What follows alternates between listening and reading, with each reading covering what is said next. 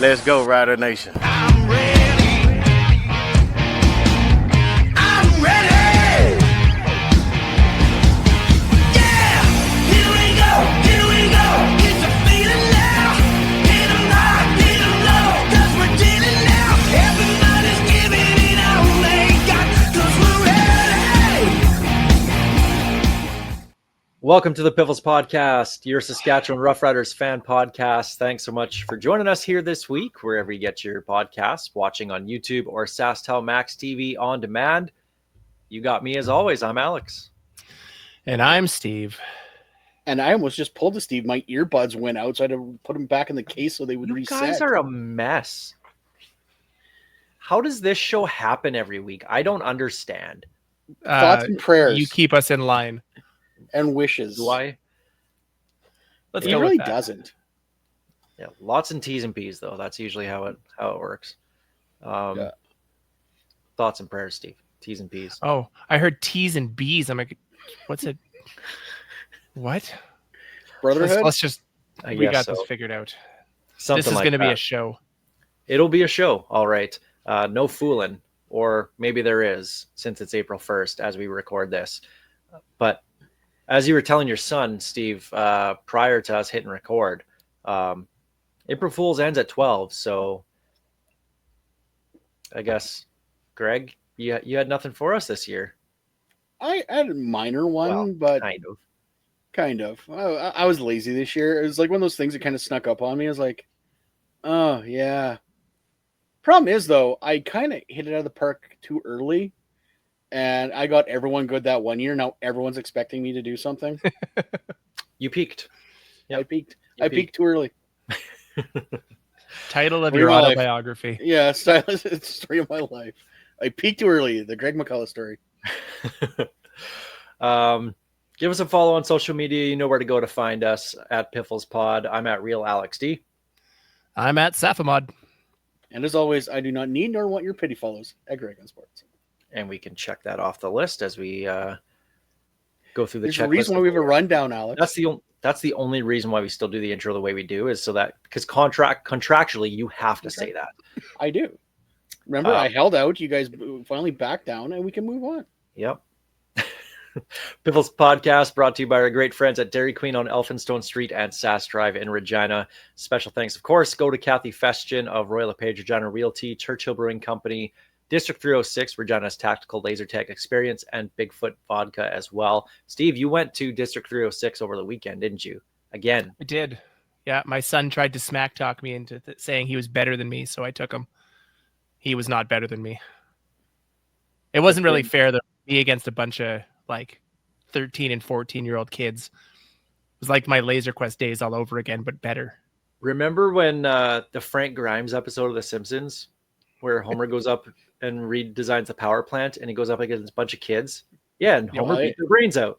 That's Steve at District 306. Yep. Well, yeah, I had no mercy. It's the same power plant, just with the fancy racing stripes. And just like the that, problem was he now wants to go back every single day. So, yikes. there could be worse places. That's a great place to go. So, oh yeah. Well, we have some stuff to talk about. Some interesting potentials here around Rider Nation and the CFL. Let's get things started this week with the opening kickoff.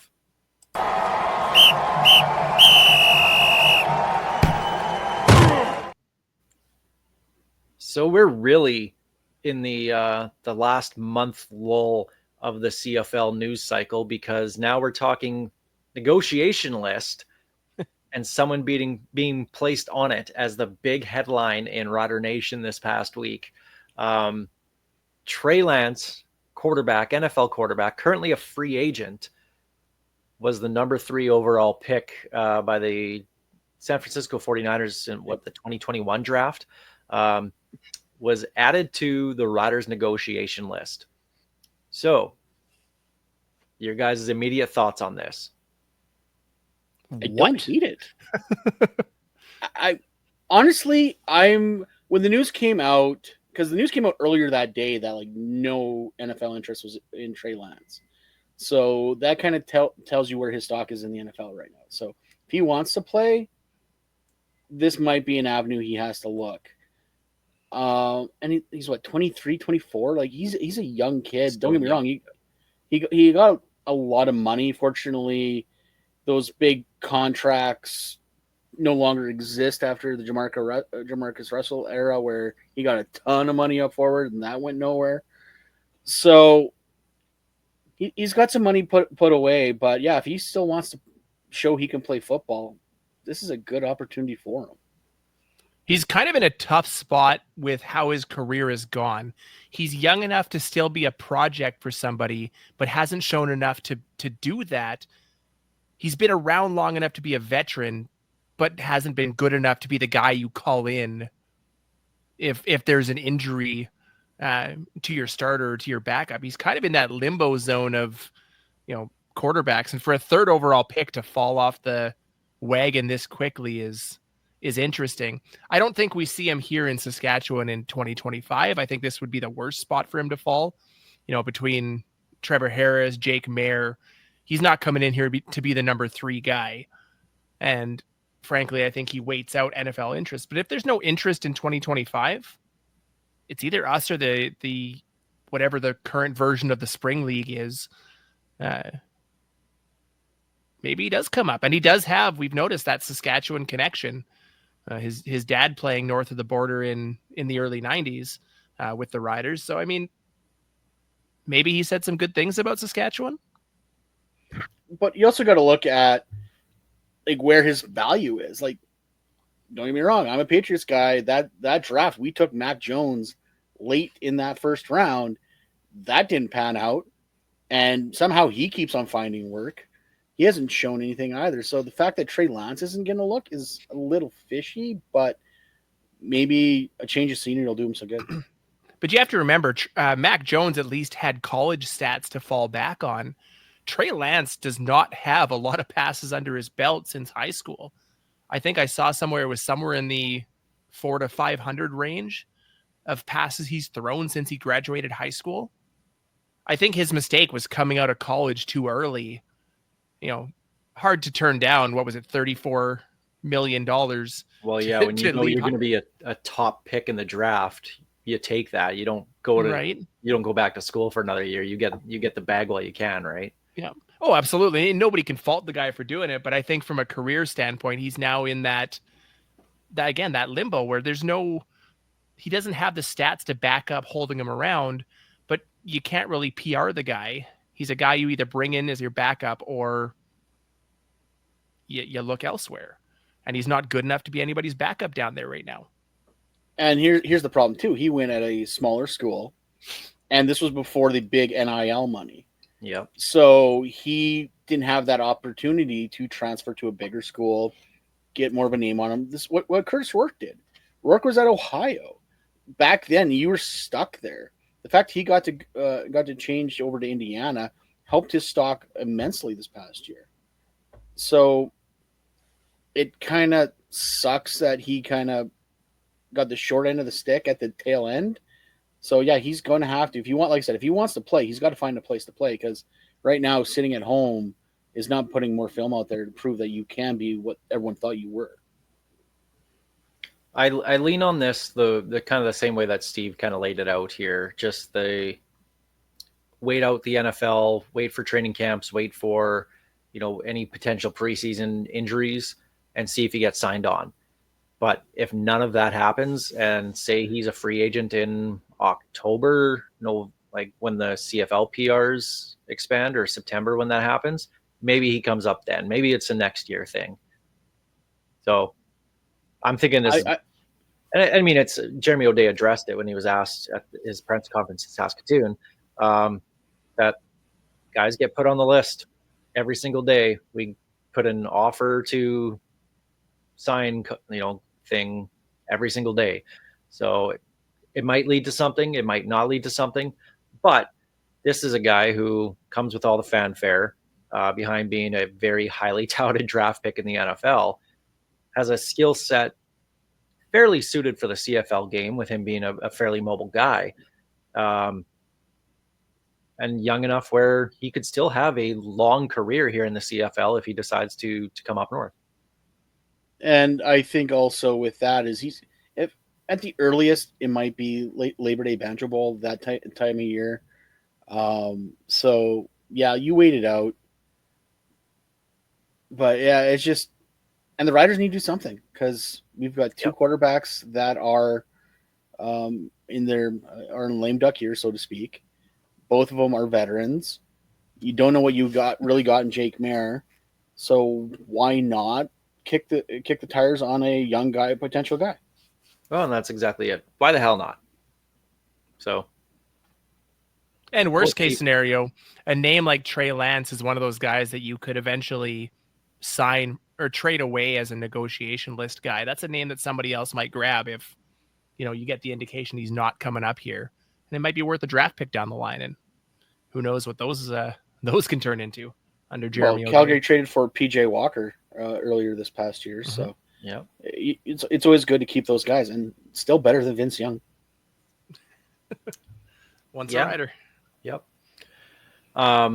Well, what's interesting, and you mentioned it, his dad playing here in the 90s, 1993, Carleton was the defensive back, but kind of played more of that Sam linebacker just based off the stats. I looked him up. He only played for the Riders for one season. It was 1993, had 34 tackles, 9 special teams tackles, 3 picks, 2 sacks, 2 fumble recoveries, 2 defensive touchdowns. Only played 13 games.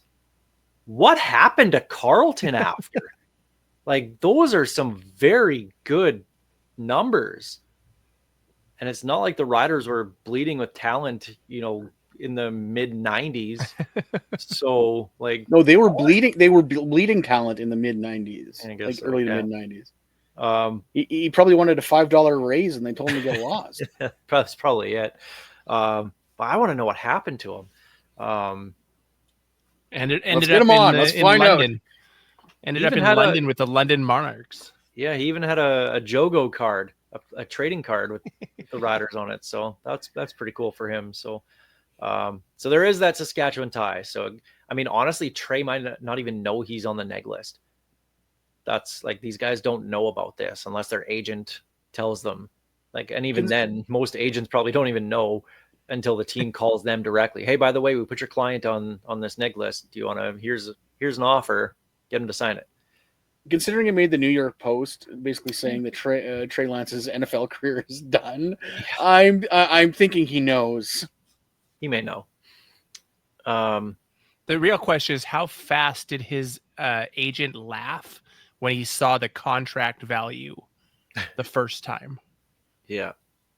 And then comes back the second time. You know what? You're making 0 right now. The contract's not looking too bad. This is literally an infinite pay raise. But here's the thing, though. He could do what PJ Walker did. PJ Walker's agent forced the issue. That's why it was so weird that he came in so late.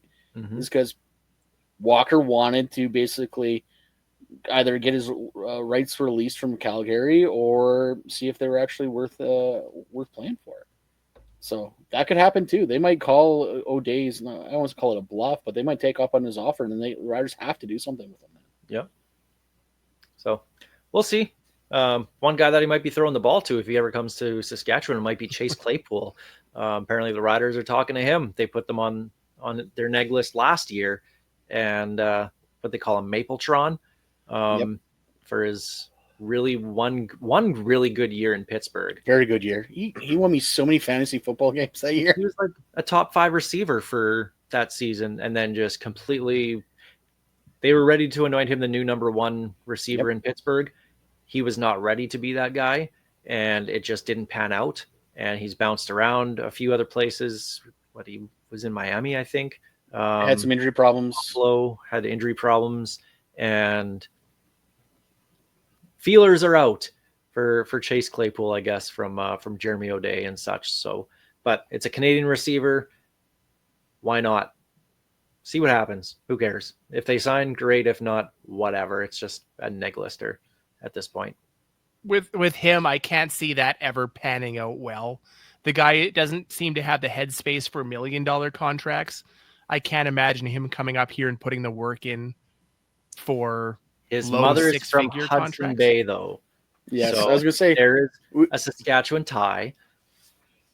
So somewhere in his Facebook memories, there's a picture of him in a Rider jersey, like every other child out of Saskatchewan. Yeah, exactly. he Yeah. was born with the how did Tillman put it? He was born with a Rider logo, not a birthmark. So Yeah. I mean, again, he's a guy I think that would be a great fit for the CFL game, but I just can't see, unless his agent again tells him this is your last chance to get back to the NFL. You got to put the work in for a year or two and show them you still want it. Might be your last He chance has to the play professionally, just in general. he has the talent. Again, we saw what he did in Pittsburgh for the single season. He just doesn't seem to have the headspace to go along with it. And I have trouble getting excited for a guy who couldn't put the work in for $1 million deals. But again, if they can sign him, it costs them nothing. Why not give it a shot? And I'd rather, if he's going to be anywhere, I'd rather it be here than somewhere else. If he's going to play north of the border. So there's the big talking points here in Saskatchewan over the last week or so. Guys that may not even sign here. So that's what we're talking about here in Rider Nation. Because of course, you think this is the big news coming up is the biggest news and what made me the happiest all week. that we might have a TSN guy as the commissioner. Okay, second thing that made me the happiest. Okay. Well, for real, I know you're excited about this. All of Rider Nation's excited about this. A great move by Jeremy O'Day, locking up Logan Furland through 2027, so adding 2 more years to his existing contract. No brainer. And when Luke Mullender was on the show here, he was saying that Jeremy O'Day detractors having a hard time finding something against him right now, and he's signing guys like Roland Milligan right before free agency starts, getting another year on his contract. Now you have, before training camp, Logan Furland adding 2 more years, so not even letting them get close to free agency. Fantastic move for the Riders. And here's the thing about football contracts. They're only as good as long as you want them to be good when you're on that side, which is unfortunately also the worst part of football contracts. Is it's better to have them in hand and let them go a year early than it is to let them walk in free agency. And the nice thing about the CFL, PA, and their negotiations with the CFL is Furland can still entertain those NFL looks in the offseason if he wants, but this just keeps him in Rider green until, God forbid, well, not even God forbid, I hope he makes the NFL, but until he goes to the NFL or he just stays a Rider for his entire career. I don't know what it is. For some reason, I thought he was older than he was. It feels like he's been in Saskatchewan forever. I know he signed or grew up here. came here. Yeah, but I mean, as a professional player, I realize it's only been 5 seasons or 5 years because he signed in 2019 as a the territorial junior. Right? Yeah. But he's only 27. So this locks him up until his year 30 contract when he's still at the top of his game, gives him a chance for another big deal down the line, locks him in Rider green as long as he's in the CFL. This was a home run, slam dunk, whatever you want to call it, an absolute beauty by Jeremy O'Day. I don't even care what they signed him for. Whatever it was worth it. I am going to disagree with you on one thing, Steve. I don't think he's at the top of his game. Not yet. I still think there's room to grow for him. With O-linemen, usually it's not even until they hit 30 a lot of times when they really become their best professional self in this game. Yeah, that's what I mean. His year 30 deal when he's at the top of his game. He could be a Brendan Labatt. Doesn't even get good until 32. I mean, Brendan Labatt obviously was good before 32, but like he really just elevated his career Dan after Clark. that. Yeah, and that's just where it seems to be going. Like we talk about how he got robbed as Moole last year, most outstanding offensive lineman, and there's going to be so many more of those opportunities his way because he is by far one of, if not the best offensive lineman in this league. And his versatility is incredible. And just, enough good words cannot be said about Logan Ferland, the player. Well, and like I said, the guy that's walking around with his tiny trophy got a extension this year, so he obviously deserved one because by far he was better. In fact, the guy who was the Argos' best offensive lineman and who's now in BC got another deal. Yeah. So, like, Ferland definitely deserved one, and just to have that young guy as a cornerstone, even if he's playing in the interior of your offensive line, what a guy to build around. There is one downside to him signing this extension in Saskatchewan. It's going to be 3 more years of listening to Greg tell us how right he was about him before he came From the to very Riders. beginning. Yeah, It was. I don't say this very often, beginning. Greg. I do not say this often, but Greg was right. Ding. He nailed it out of the park. Because, yeah, there we go. I was waiting for it. Ferland's been an absolute beast, and to have him here for 3 more years, playing potentially 5 different positions, that's I mean, ideally not. Ideally, he's just playing guard. So that's the dream. I hate to say it. I think by that final year in his contract, I think he's our center. Just the way things are lining up. it's probable, but It's easier to draft new guards than it is centers. yeah, So absolutely. at some point he is going to be the guy in the middle. He's going to follow the Geno path. That would not surprise me at all. And one other actual thing that happened this past week, we got our news about salary caps. And Steve, I know this got you annoyed, riled up, and you're going to have your chance here. So the CFL announced the 2024 salary cap violators. And yes, the Riders were one of them. Sorry, salary management system, not salary cap. Yes, it's not a cap. It's like a luxury tax. It's a luxury tax. Yeah. So the Riders went just over $40,000 over the salary cap, which, considering all the injuries last year, I expected that number to be way higher. And with the money that this team does pull in, why not go up to $100,000, like $99,999 before fines start to, double, right?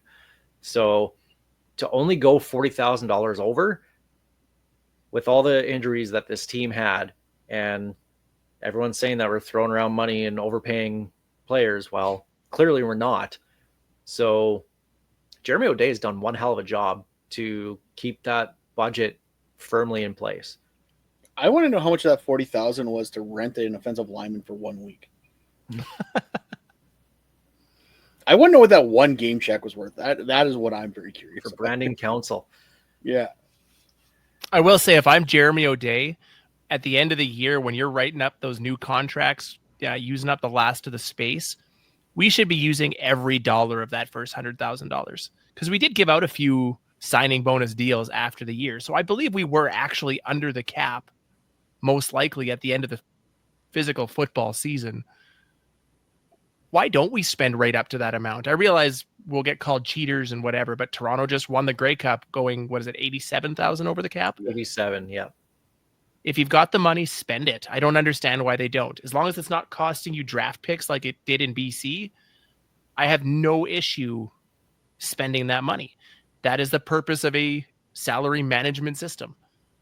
Unless they put it in as a hard cap, go crazy. Yeah, so the other teams, Ottawa going $23K over, Toronto 87. BC went $348,000 over the cap. Of course, that was Nathan Rourke and Matthew Betts coming back mid-season, and that ended up disastrous. I don't mind if you're in a home Grey Cup year and you have an owner like Amar Doman who's clearly willing to invest in the CFL, invest in his team, and do what it takes to win. Sure, go for it. But have something to show for it. To not even get a home playoff game, that's the disappointing thing if you're a BC Lions fan. Not that they didn't win the Grey Cup, but the fact they didn't even get a home playoff game. They were bounced out in the first round on the road. That's disaster. Now, you do get your 2 players, your Betts and your Rourke in for 2025, so great, you have those guys.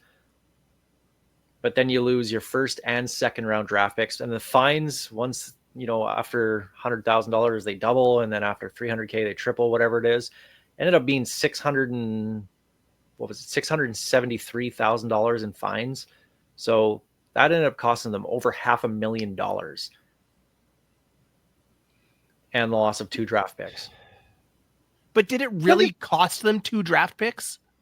Because they just get bonus draft picks for playing those Canadians.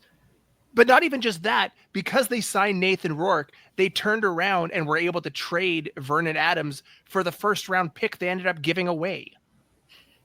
And then they turn around and you get Nathan Rourke, you get Matthew Betts, you get your first round pick back by trading the quarterback who was the MOP at the time. And then you get a goddamn second round pick for having the most Canadians played. There is no consequence at all for what BC did this offseason or this last season. None. Other than Amar Doman had to go through his couch for change. And don't get me wrong. Like, consequence to what they did. None. Cavis Reed was right. There's no consequence? Or he was wrong. I went off in my article, and I think I've managed to calm down a little bit since then. Maybe not, because I'm starting to get a little heated again. But my issue with this whole system is this talk that it's okay. They got punished, but they didn't. There is literally zero consequence to what. In fact, they are better because they went out and broke the salary cap system or salary management system than if they weren't, because they paid their fines. They got 2 all-star Canadians and their draft picks back. But Rick Campbell went from head coach GM to special teams coordinator, so someone's feeling the heat on that one. Wow.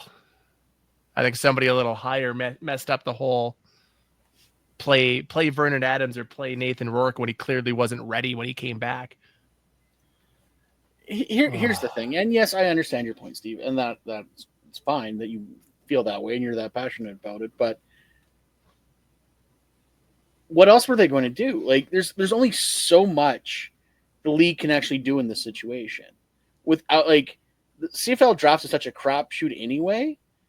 I guarantee you, if Chris Jones had the choice, he'd probably sit at home. When he was the GM of the Riders, he would just sat at home and just goes, just someone pick someone for me. I don't care. Because the CFL draft, yes, and that's one thing J.O. has been very good at, is finding Canadian talent. But a lot of the GMs treat it like it's the global draft, and we'll just take a punter every round. Because who knows if these guys are actually going to pan out. Yeah, and if you can just sign a guy in free agency who's already been developed for a couple of years by another team, you might as well just do that. Like, Luke Mullender kind of sold me on that when we were talking about, do the Riders need to have their first round pick in camp this year? Well, no, let another team develop them. And then, I mean, for the Riders case, we're talking about Kyle Hergel. Well, bring him in a couple of years. Do the same thing with a guy who gets developed by the BC Lions and sign him here. Noah Zur. And especially now that the guys that go back to school now are counters in training camp. We're going to talk about that. I realize that as we're talking about this. I completely forgot about it.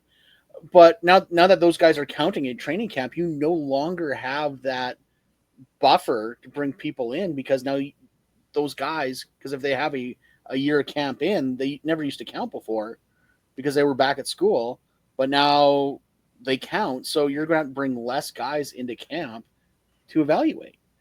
So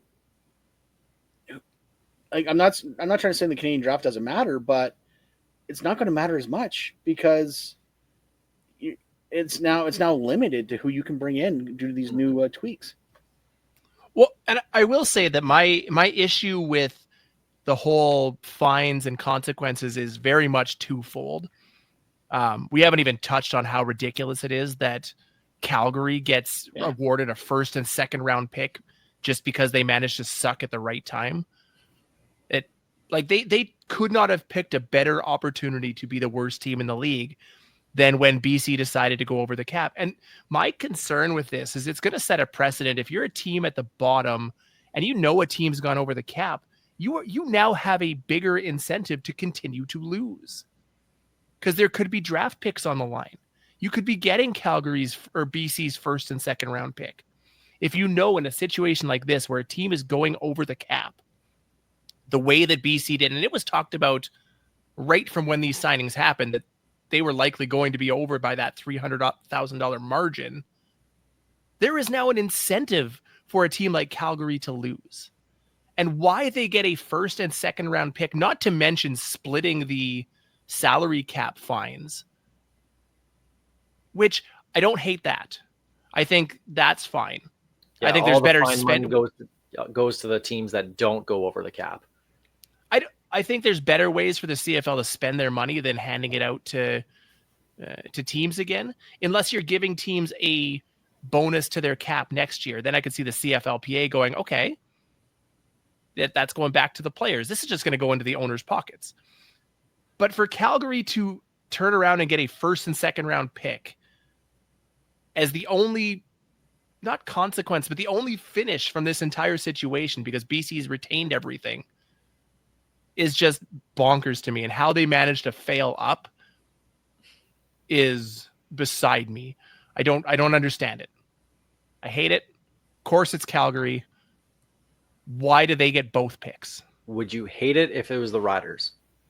I would still think it's stupid, but obviously I would be like Stampeders fans are now and at least celebrate the stupidity. I'd still think it's ridiculous. I think they need to tweak it. Either you, because the CFLPA is never going to say no. Those picks are invalid. Take them out. Well, then that's a couple extra people that don't get a job. So PA is going to automatically shut that down. What I think you should do is lottery them out. If you're especially if you're going to keep them in rounds 1, 2, and 3, you lottery them out, and then yes, the worst team still has the best odds, but let's spread it around the rest of the teams. Yeah, there's at least. I don't even mind the worst teams getting the picks, but you don't need to keep them in the first and second round. Move them to the end of the draft, and suddenly Calgary gets an extra 8th round pick. Why they get both is absurd. I think it should be a very simple waiver system. If there's 3 picks gone, they go in order: bottom team, second worst team, third worst team. And I do also think if you are over the cap, you don't see that benefit. So if Calgary were to have been over the cap, that they lose their spot in the waiver for these picks. And there are ways to tweak this and make it fair. But for Calgary to earn an extra first and second round pick gives them a competitive advantage that they did not earn. Well, the good news is not much of one. They still employ Dave Dickinson as their head coach and GM, which is good news for us because he might be a good head coach, but he's not both. Yep. That's why I'm any also team was going to mess it up. Yeah. Yeah. If there was a team that was going to mess it up, it's absolutely the Calgary Stampeders, and good. We can laugh at them later. So where that leaves the Riders now with the draft is they move up to 4th overall in the first round, and then in the second round they have the 5th pick of that round. So that's where the Riders have their first couple picks in this round. And as the draft gets closer, we'll take a little bit more of a look. There was actually a really good, a 4-round AI generated mock draft going around. I forget who put it. Stats Geeks or something? Yeah, something like that. Yeah. And it had the Riders taking Jackson Finley in the first round. Ethan Van Nieuwenhofer. And then, Max Von Strong, the bodybuilder, in the second round. So, they were working the trenches and getting some local guys too. So, receiver in third, and all right for an AI generated draft. So, I liked it. I had no notes. I don't think those players are going to be there, but where they had them, but no notes. All right, well, let that draft stand as it was. We'll just take it. Yeah. I think it's already out there. We might as well just lock it in. Yeah. Although Tiger Shanks is going to get drafted, I think, very early. And great name. Name alone. Great name. Well, that's the opening kickoff presented by Kathy Festian of Royal LePage Regina Realty. On to what's becoming less and less my favorite segment now that Greg's gone super hard on this after the first week of doing it. But my favorite part of the show, remember that guy, presented by District 306, Regina's Tactical Laser Tag Experience. Greg, will Steve and I remember that guy?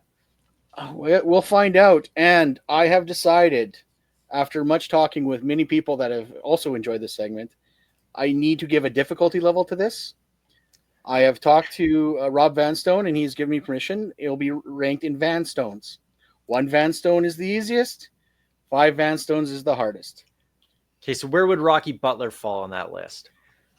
Considering you got it in 3 questions, I would say that would have been about a 2.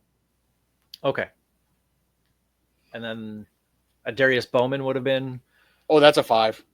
That's actually a 6. That's harder than that? Well, he fooled Vanstone himself. Oh, my goodness.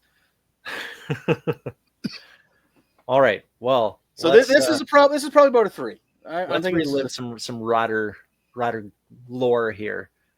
Okay, so what do you got? All right. Arena Football League Rookie of the Year in 2001. Played for the Riders, Alouettes, Cardinals, Chiefs, and Packers. Thought the Packer one might help Steve out. 230 tackles, 47 sacks, and 8 fumble recoveries in the CFL, NFL, and the AFL. Team MVP in his senior year in college as a Cortland Red Dragon. Won CFL Player Defense of the Week his first game as a Riders rookie. Should I blurt it out now? I think I might know. Let's wait till the end. Oh no! Okay. If you think you know it, let me hear it. For some, is it Reggie Hunt? It is not Reggie Hunt. Ah, I don't remember Reggie Hunt playing with the Packers. Oh yeah, I guess not. I forgot about that one already. In 2011, had his own live internet show, or as we call them now, podcasts, called Inside the Trenches. Oh.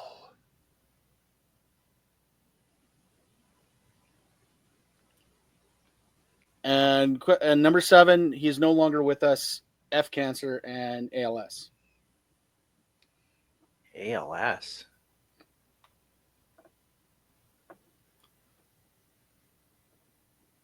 I'm drawing a complete blank on this. Yep. Arkell Trulick. Huh. Yeah, I guess the NFL stuff makes sense now. I don't remember him with the Packers at all. Yeah, left here. In 2000, went to the Rams. Was on the practice squad. Went to Detroit Fury of the AFL. That's where he was Rookie of the Year. Then went to Washington, to the Alouettes. Back to the Detroit Fury. Chiefs, Packers first season. Cardinals the following year. Back in the league with the Alouettes. And then finished his career in the AFL. Yeah, if you Google his name, the first 2 images are him in Packers green and gold. So There you go. I do remember that guy, but I do not remember that guy as a Packer. And that threw me because that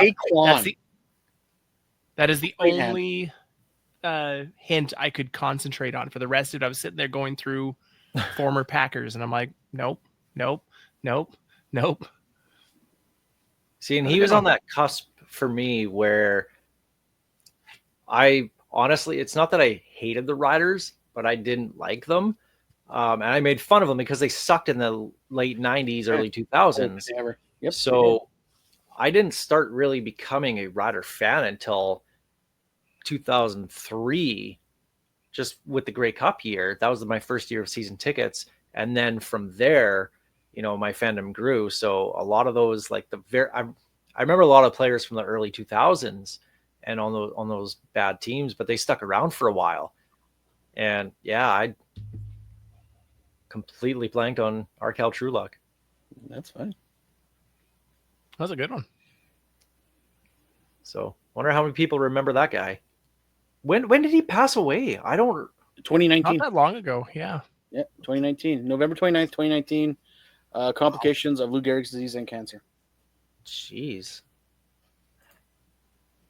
His podcast is still available. You can actually listen to it on Amazon Music and a few other podcasting apps. So Inside the Trenches with Arkell Trulick. Yeah.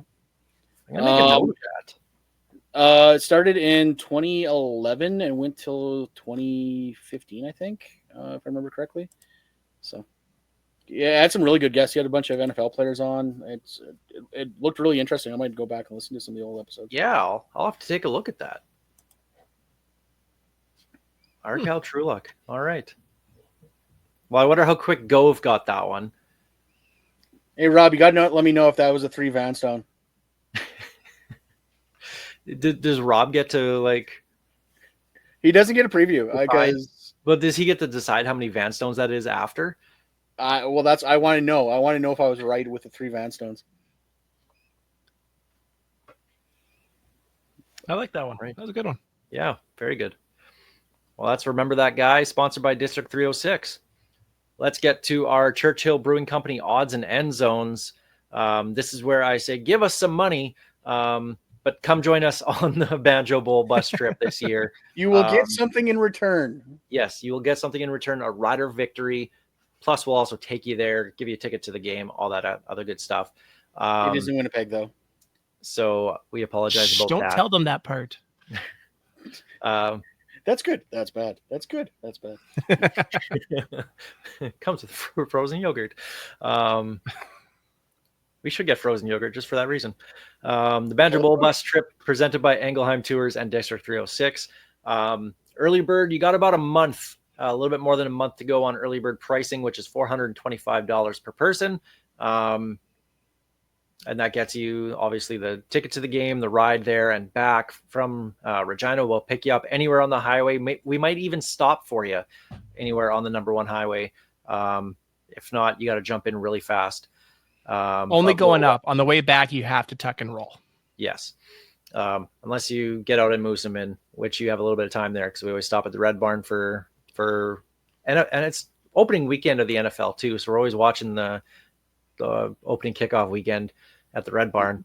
But if you want to head out to Winnipeg on the Banjo Bowl or for the Banjo Bowl, we got tickets reserved. Everything's all ready to go. So just and we're coming up on halfway sold out already. So just about halfway. Yeah. Want to jump in. Yeah. We're going to be giving away a fully customized rider jersey on that bus. That's the big prize. We're going to have a whole bunch of other prizes as well. Giveaways, sweaters, t-shirts, hats, all that good stuff. So if you want to go and have a good time and have some refreshments along the way, we'll do it up right for you. So if you want to go to the Banjo Bowl, shoot us a message anywhere on social media, email us, pifflespodcast@gmail.com. And if you have any questions, let us know. We'd love to have you on board. It's a great trip, and I'm looking forward to it more and more as we talk about it. I'm excited for the 2-day trip. That'll be fun. I never thought I'd say that about staying in Winnipeg for an extra day, but it always felt like it was such a quick, you get up, you're there for the game. It was a sprint. Go out and you come home. Yeah, it was a sprint. Now it'll be an actual marathon. We'll see how much trouble we can get into. With an extra night in Winnipeg, I'm sure we could find some problems down in Polo Park. All right. Well, the Riders are hosting training camp in Saskatoon for the next 3 years. That was announced. Really weird that they announced it at like 8 a.m. on April Fool's Day. Why? Probably just didn't even realize that it was that day, but that's what they scheduled out. And they could have at least waited till like 12 o'clock to announce that. But Saskatoon going to have rookie camp, training camp up until the first preseason game. Then after that first preseason game against Winnipeg, then they return to Regina and we'll finish off training camp there at Mosaic Stadium. So a little bit for both markets, Saskatoon, Regina, you'll get a little bit no matter where you are. So that's getting a little bit jealous of Saskatoon and them getting football a little bit earlier than us. I don't like it. It makes sense though. Anyone want to pay us to go cover training camp? Because we'll go do it. But we all have. And if we don't do it in Saskatoon, how are we going to do a bike rant every year? True. I miss those. Would this show exist without a bike rant? Probably not. No. Let me see. Bike rants, Wayne Shaw. That was kind of the basis of this show. Way back in 2016. We just basically spent 45 minutes of our hour ranting about everything. I kind of miss those days. We had a lot of problems. And they heard about him. Yes, they did. Every week was Festivus back in the OG Piffles days. One thing we kind of teased on earlier in the show, but it was the change in rules regarding training camp roster sizes. And this has to go with draft picks. So, Greg, you mentioned that. But the way that it works is draft picks from previous years. So, Daniel Johnson last year for the Riders, for example. I mean, maybe he's a bad example. We'll go with Zach Fry, the year he was drafted. Yeah. Zach Fry gets drafted, goes back to school, finishes his last year of eligibility. And in his first training camp with the Riders, obviously doesn't count against the total number of players that can be on the training camp roster of 100 for the very beginning of it. Didn't count towards that number because draft picks and juniors do not count. Second pro training camp after he's done school still didn't count. But now it's changed where he does count because he did have a pro training camp under his belt.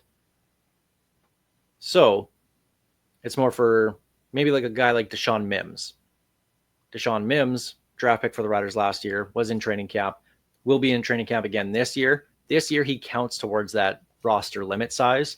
So is this, you kind of touched on this, Greg, this might limit how many players get an opportunity to show their stuff? I think it's going to affect the guys that have a year of eligibility. Like, there's no guarantee that the Riders need to bring them in that first year. You just know their rights, so you just tell them to work out and stay good with their teams if they plan on staying another year of if they they are going to spend another year of their eligibility. So don't even have them in training camp then. Yeah. Why burn that year of counter? If you know you're just bring them into camp, yeah, and they're going to go back to school anyway, unless you think that guy is ready for the show, what's the point of burning that year? So I think you're going to see that this year. My thing that they never clarified, and I'm kind of curious about now, what about those territorial juniors? Like a guy like Logan Ferland came to camp as a territorial junior twice for sure. Would he account? Like they only mentioned the guys out at the school. What about those territorial juniors? Do they count or not? If they already have a pro camp under their belt. That's a good Given question. that it's the CFL, they probably have no idea whether they count or not. Nobody asked, so we're just not going to figure it out. Yeah. And here's the funny thing is the Riders are the only team that it would really affect because the Riders are very good at using their territorial juniors, probably because the Hilltops and the Thunder are probably the two of the best junior teams that have guys readily available for camp. So I don't see it affecting too many other teams, to be honest, with the exception of Edmonton, maybe. Well, maybe that's a question for our new commissioner, if that ever happens. Dan Ralph of the Canadian Press reported on April 1st, but it was in the afternoon, so it counted. TSN President Stuart Johnston is the leading candidate to replace Randy Ambrosie as commissioner of the CFL. And it's also being reported that they're planning to have this in place in time for the draft at the end of April. I'm not going to pretend like I know anything about this guy. I Googled him today. I wonder how many people looked up his LinkedIn. I feel like a lot of people Googled him today, Greg. Yeah, I 100%. He was probably the top search in Canada today. Couple questions. First off, how imperative do you guys think it is to have a new commissioner in place by the start of the 2025 season? Because I've seen a lot of people comment on social media that it's ridiculous that they don't have a commissioner. And to me, it'd be different if Randy Ambrosie wasn't still sticking around. If he just straight up left, then I might have a different opinion and say, yeah, you got to get somebody in now. But the fact that Randy's going to stay on at least until the new person is announced buys them a little bit of time. So I don't think it's imperative that they have a guy or somebody in place for the start of the season, it'd be nice, but I don't think it's as important as it might be. I think what you have though is a disconnection between what is actually happening and what a lot of fans think is happening right now. A lot of people think Randy made his announcement and he was just been gone. They think he just pieced out. Deuces, I'm gone. Is basically how a lot of people do. Like it's ridiculous we don't have a commissioner. No, we have a commissioner, but Randy's not in front of people. Randy's not out there. Everyone thought basically the last thing he did was handle the Grey Cup and just left. So I think that is part of the problem. So you kind of left this thing twisting in the wind. It's still better than the transition from Orage to Ambrosie, I think. It's just a lot of people don't like Randy and can't wait to see him gone. And this is just starting to snowball until they actually get a guy in place. To me, I think it's more imperative that they get the right guy versus they get a guy in place in time for the season. I don't care if it takes 2 years. You got to make sure you find the right guy that can help, because this league is on a precipice to me. There is such a chance for massive growth if done properly. If this league is marketed properly, we talk about CFL week. Yeah, CFL week. If we can do these things and market this league properly, there is an avenue to grow to immense levels. You got to get the right guy to do it. And in fairness, a guy who has spent a career in media, maybe that is the right guy. You know, you're not going to get the fun public guy like you got with a Mark Cohan or even a Jeffrey Orage, honestly, when we got the chance to talk to him. You're likely going to get more of the corporate canned type answers from him, but maybe he's the guy that can push the league itself and the marketing of this league in the right direction to grow. Right now, content is king. In the era of streaming and the era of everything, if you can have live programming, and Netflix is proving it, Amazon is proving it. I don't say cable is dead, but it kind of is. Like the way people are getting their content is no longer on their TV boxes.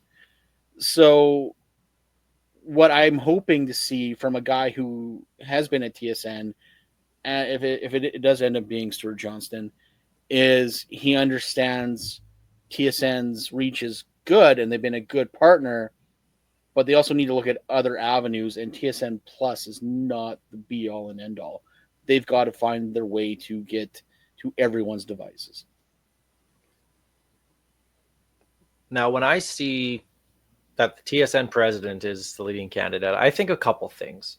I think one, it could be a good thing. This is a guy who, I mean, he's the president of live programming. So he knows the value of the CFL and what TSN, like he would have insights on both sides, I think, which would be good. He knows what TSN's willing to pay and probably what they do pay, which I think is a little bit less than what they're willing to pay. Now we can take that knowledge of knowing, okay, well, it's what, $50 million a year for those rights. Well, maybe it could be 55, maybe it could be 60. It should be 60. Now, as commissioner, he could, hypothetically, of course, he could come in and say, well, I know TSN's willing to do 60, so let's do 70 and negotiate it a little bit, whatever it is. So I think there's some potential there for growth in terms of broadcasting rights, which actually come up at the end of 2026. So that's going to be one of the very first things that this commissioner is going to be known for, rightly or wrongly. Like he needs to be working on day one, because you don't want to get to the end of 2026. No, that's something you need to be working on this year. Yeah, that has to be done by the end of 2025. You don't want to go into one final year, and then who the hell knows what happens, right? But I also see TSN and CFL being such they're big partners together that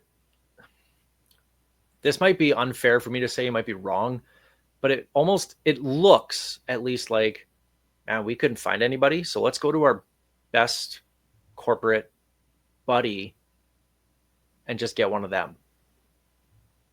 Do you know what I mean? Like he might be the right candidate. He very well may be. Playing devil's advocate, where else were they going to go? They already tried the CFL player that used to be that it was a businessman. They've tried the lawyer who was a part of the CFL at one point. They've tried there's only so many people you can put in that spot that have a tie to the game, business knowledge, and run in those circles. Unfortunately, in Canada, Bettman was a lawyer for the NHL for years. Goodell was a lawyer for the NFL for years. Like, these guys worked their way up. So the fact that the CFL probably doesn't have a giant legal department, where else are you going to get a guy from? Oh, that's a good point. I'm just curious how the commissioner's going to be with. I mean, you're basically just a talking head for the board of governors. You're not the one making final decisions. Really, you're just the one announcing them. Randy made every decision. The internet told me so. Well, if the internet told you, if Facebook fan pages told you anything, then, well, not you. You're banned from them. But and Jeremy O'Day's a clown. That's all I know from Facebook. Yeah. I don't actually think Jeremy O'Day is a clown. I praise him a lot. Let's not put that clip out there. As I go to edit things. But to me, it's going to be interesting because they need. It was with Steve here. Like, if it takes a little while, that's fine. Get the right person in place, and let's get the marketing. The marketing has to be the number one thing. Obviously, outside the broadcasting rights, which to me is also a marketing thing. But make your stars, which you have plenty of, superstars. We have the potential for many superstars. We have superstars in this league. A guy like Reggie Begelton should be able to walk into any place in Calgary and get recognized. A guy like Brady Oliveira should be able to walk in any place in Canada and be recognized. He should be, yeah. Well, he did just cut his hair, so that might he is recognized in every dog shelter in true. Canada, in North America for sure. But but it'll be really interesting to see what they do, what this new commissioner does with this league, because I'm sure they'll get the TV rights. Whether it's a good deal or not is a secondary debate, but that'll get done. I can't see TSN wanting to give up the rights. I think it's just going to stay with TSN, especially after Rogers paid through the teeth for hockey rights. Yeah. I think that's the only place that it's going to end up being, right? But what else? What else are they going to be able to do? And to me, that's going to make or break what the new commissioner is known for. So I don't know. It should be interesting the next over the month, because now that they're talking about how they're going to have the commissioner in place by the draft, I'm curious, because a corporate guy like Stuart Johnson, let's again say that it's going to be him. Again, I know nothing about this guy. When he comes out and let's say it's for the draft and that's his first public appearance as CFL commissioner, are we going to get that very, no offense to corporate CEOs and whatnot, boring, monotone, canned person? Or are we going to get a little bit out of it? He kind of looks like a Adam Silver that you ordered on Temu. So, unfortunately, like he looks like a commissioner. So that's good for him. I don't know. I'm hoping his time at TSN, he's kind of mixed it up with your Roddies, your Schultzes. I'm hoping he's got a little personality behind him, because that's gonna be great for the league. Like, you need someone to be the face and the voice of this league. So, not saying they have to be a Mark Hohan, but need somebody that's pretty ruthless in there in the boardrooms, but also can put on that great I don't want to say act because that's not the right word, but be that They need great- their version of Jim Hobson. Yeah, honestly. A junkyard dog in the boardroom, yet that nicest man you'll ever meet outside of it. Yep. So if they could just go ahead and do that, let's make sure that that person is going to be the next commissioner of the CFL. But we'll see what happens over the next month. All right. I got nothing else written down. Do you guys have anything else you want to talk about this week? No, I think that's pretty much Ryder lore in a nutshell. We should have Talk some. about how people are making me mad. Oh, that we don't have enough time for that. We don't. I'm starting to get back into wrestling, Greg. You know, I've been kind of talking about we've this. been texting back and forth. Yeah. We should do a little like WrestleMania, since that's coming up at the end of April, right? I would love to do that. Let's do some sort of CFL WrestleMania thing. Like, who would be Gunther right now? Who would be John Cena? And Careful, you might be stepping in on Josh Smith is Josh Smith is wow. Smiths. I'm gonna give up. Josh Smith's shoes. Maybe. That's quite a Yikes. tongue twister. Holy moly. I'm sure we can figure something out. We'll figure something out. We'll talk about that maybe in the next show, because there's probably not going to be any news coming out over the next couple of weeks anyway. But until then, we'll leave it there. Piffles Podcast is brought to you by our great friends at Dairy Queen on Elphinstone Street and Sass Drive in Regina. Special thanks, of course, go out to our other sponsors, Kathy Festian of Royal LePage Regina Realty, Churchill Brewing Company, District 306, Regina's Tactical Laser Tech Experience, and Bigfoot Vodka for their support making everything happen. Thanks for watching wherever you get your YouTube or SaskTel Max TV on demand, and listening wherever you get your podcasts. This is Ghost Behind Your Mind by Tyler Gillert and Chris Trevler.